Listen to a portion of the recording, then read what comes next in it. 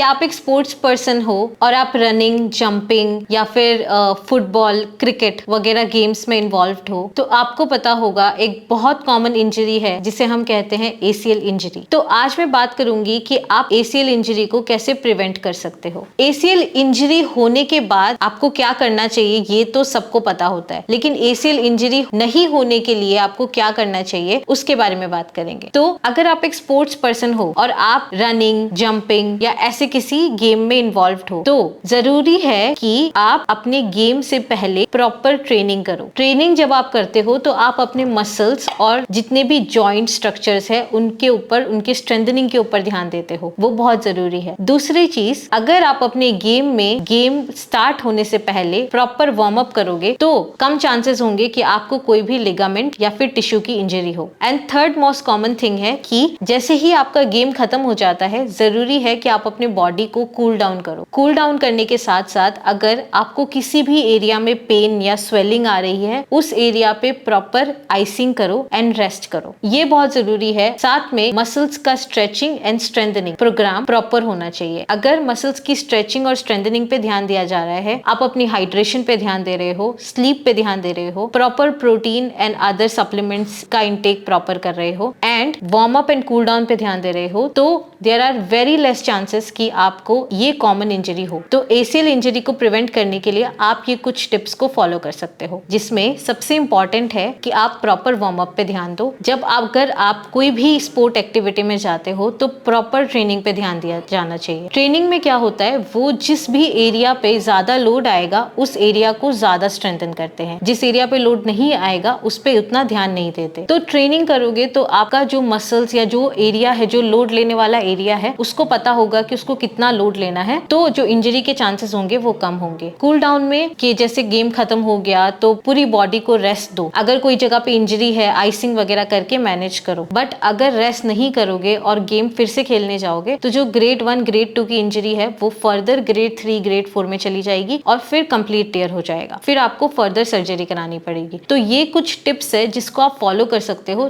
ताकि आपको अगली बार कोई भी लिगामेंट या टिश्यू की इंजरी ना हो।